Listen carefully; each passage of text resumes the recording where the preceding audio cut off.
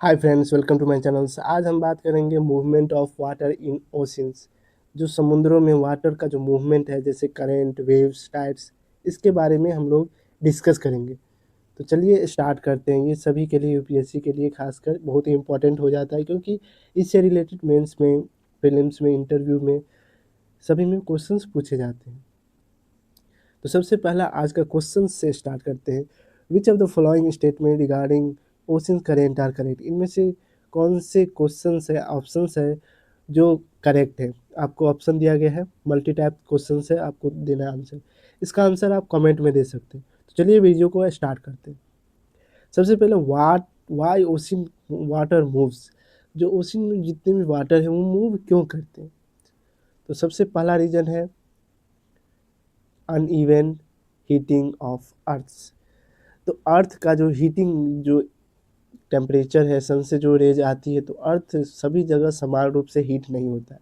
कहीं ज़्यादा हीट होता है, कहीं कम हीट होता है, जिसके कारण हीटिंग इफेक्ट, जो हीटिंग ग्रेडियंट डिफर करते हैं। उसके बाद दूसरा जो इम्पोर्टेंट है वह है रोटेशन ऑफ द अर्थ। तो इसके कारण कॉरियोलिस इफेक्ट होता है, जिसके कारण वाटर भी डिफ्लेक्ट होते हैं, उनके वेव के डायरेक्शन भी डिफ्लेक्ट होते हैं।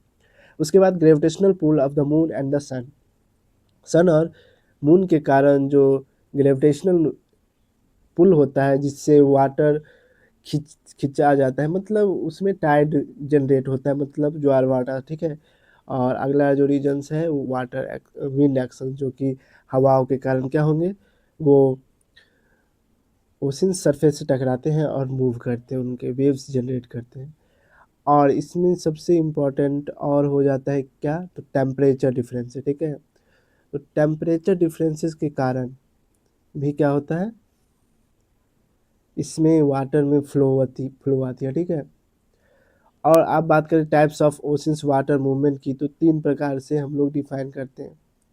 सबसे पहला होता है वेव, ठीक है। वेव, तो वेव में क्या आ जाता है, ये किसके कारण होगा, तो विंड के एक्शन के कारण, जो कि ओशन सरफेस से टकराने के बाद उसमें वेव जनरेट करती है। लेकिन इसमें केवल एनर्जी का ट्रांसफर होता है, ना कि वाटर एक स्थान से दूसरे स्थान जाते हैं। ये दो प्रकार के होते हैं, कंस्ट्रक्टिव और डिस्ट्रक्टिव, ठीक है। कंस्ट्रक्टिव जेंटल होते हैं, साधारण नॉर्मल होते हैं। और डिस्ट्रक्टिव वायलेंट होते हैं, जिससे खतरा हो सकता है। और वहीं बात करें तो टाइड्स की, तो टाइड क्या होगा, periodic rise and fall of ocean level, मतलब जो उनके लेवल है, सी लेवल है ना, ऊपर नीचे होते रहते, किसके कारण, तो ग्रेविटेशनल के कारण, ठीक है। Gravitational pull of moon and sun, इन दोनों के कारण क्या होंगे, सी लेवल ऊपर और नीचे होते रहेंगे। जो ऊपर जाते हैं हाई टाइड बोलते हैं, नीचे आते हैं उसको लो टाइड बोलते हैं। और स्प्रिंग टाइड और नीप टाइड दो प्रकार के टाइड होते हैं। उसके बाद बात करें तो ओशन करेंट, जो कि बहुत ही इम्पोर्टेंट हो जाता है, ठीक है।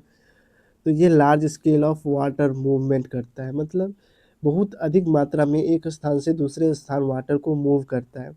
किसके कारण होगा, तो विंड के कारण, अर्थ रोटेशन के कारण, और टेम्परेचर, ये इसमें तीनों आ जाते हैं। तो इसमें तीन प्रकार के दो प्रकार के होते हैं, एक होता है वार्म करेंट और एक होता है कोल्ड करेंट, दो ही प्रकार का होगा। जहाँ टेम्परेचर ज़्यादा रहता है उस एरिया का जो करंट होगा वार्म करंट होगा। जहाँ करंट मतलब टेम्परेचर कम, मतलब सनरेज कम जाती होगी, वहाँ पर टेम्परेचर कम होने के कारण वहाँ कोल्ड करंट जनरेट होता है, ठीक है। अब बात करते हैं मेजर ओशन करंट की। बहुत मोस्ट इम्पॉर्टेंट है हो जाता है ओशन करंट। सबसे पहला जो ओशन करंट होगा वो है गल्फ। गल्फ के आसपास, गल्फ स्ट्रीम के आसपास जो अटलांटिक ओशन है, वहाँ पर वार्म वाटर प्रेजेंट होते हैं, जिससे के कारण उस एरिया में वार्म करंट फ्लो होते हैं, ठीक है। उसके बाद है लेब्राडोर, लेब्राडोर करंट, ठीक है। तो लेब्राडोर करंट क्या होता है, कोल्ड करंट होता है, जो कि अटलांटिक ओशन में ही जनरेट होता है, मतलब वहीं रहता है। उसके बाद कुरोसियो करंट, जो कि पैसिफिक ओशंस में होता है, वार्म करंट। और पेरू करंट, जो कि साउथ अफ्रीका के आसपास रहता है, पेरू करंट, ठीक है। तो पैसिफिक ओशंस में, मतलब ये हमारा मान लो नॉर्थ अमेरिका और इधर साउथ अमेरिका। ये हो गया पैसिफिक ओशन और इधर है अटलांटिक ओशन, ठीक है।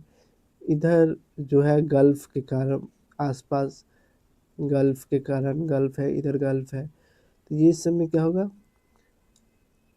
वार्म करंट होगा। वहीं लेबॉर्डी करंट, हुसोनी करंट, पैसिफिक है, पेरू करंट पैसिफिक ओशन में इस आसपास होगा, ठीक है। चलिए आगे बढ़ते हैं। अब बात करते हैं ये जो ओशंस मूवमेंट है, ओशन में जो वाटर की मूवमेंट है, इससे क्या इफेक्ट पड़ता है हमारे इन्वायरमेंट पे, हमारे इकोसिस्टम पे, हमारे मॉनसून पे, ये सब डिस्कस करें। तो सबसे पहला जो इफेक्ट पड़ता है वो है अर्थ का क्लाइमेट। अर्थ का क्लाइमेट बहुत ही हद तक इस पर निर्भर करता है ओशंस मूवमेंट के कारण, ठीक है। और दूसरा जो कारण है air navigation and trade. Ocean current move air movement के कारण जो है ट्रेड में भी आसानी होती है। अगर सेम डायरेक्शन में मूवमेंट करना हो तो ट्रेड का पता लगा के ट्रेंड विंड, उसके बाद ओशन करंट किस तरफ जा रही, उस हिसाब से हम लोग नेविगेट कर सकते हैं। उसके बाद मेरीन बायोडाइवर्सिटी, जो बायोडाइवर्सिटी है जहाँ गर्म गर्म वाटर हो और जहाँ ठंडी वाटर हो, इन दोनों के जो मिक्सचर होते हैं, मतलब मिलाव होते हैं, मिलनसार, इस एरिया में इकोसिस्टम बहुत ही बायोडाइवर्सिटी बहुत ज़्यादा देखने को मिल जाता है, ठीक है।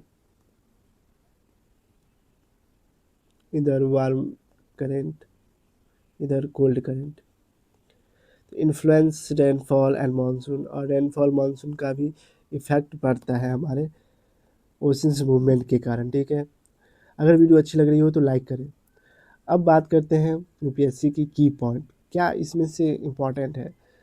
तो इम्पोर्टेंट की बात करें तो जो water, cold water warm water जो मिलते हैं, कन्वर्जेंस, जिसके कारण रिच फिशेज ग्राउंड, उस एरिया में बहुत ही ज़्यादा फिश मछलियाँ पाई जाती है। उसके बाद टाइड क्या करता है, इलेक्ट्रिसिटी जनरेट में मदद करती है।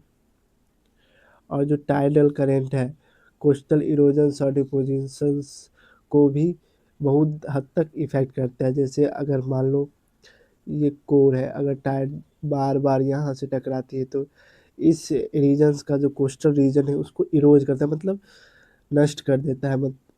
और oceans current impact Indian monsoon, Indian monsoon को भी ओशिन करेंट बहुत ही अधिक, जैसे इल नीनो ला नीना होता है, ओशिन करेंट के कारण ही हमारे इंडियन मानसून पे ये इफेक्ट पड़ते हैं, ठीक है। अब बात करते हैं क्वेश्चन के, जो क्वेश्चन सबसे पहले में पूछा गया था उसका सही ऑप्शन है बी। जो गल्फ स्ट्रीम है वो वार्म ओशन करंट होता है, जैसा कि क्लास में अभी डिस्कस किए हैं। उसके बाद Labrador current flow as a cold current, Labrador current जो कि कोल्ड करंट है, कहाँ पर फ्लो होता है तो अटलांटिक ओशन में, ठीक है। और कुशोरी करंट जो कि कोल्ड करंट नहीं, ये वार्म करंट है जो पैसिफिक ओशन में। ये ऑप्शन क्या हो जाता है, गलत हो जाता है ये वाला। बाद बाकी ये सही है, ये सही है। और जो पेरू करंट है इसको पेबल्स करंट के नाम से भी जाना जाता है, कोल्ड नेचर के होते हैं, ये भी सही है। तो ऑप्शन क्या हो जाएगा, बी ऑप्शन सही। अगर वीडियो अच्छी लगी हो तो लाइक करें और सब्सक्राइब करें। Thank you for watching. जय हिंद।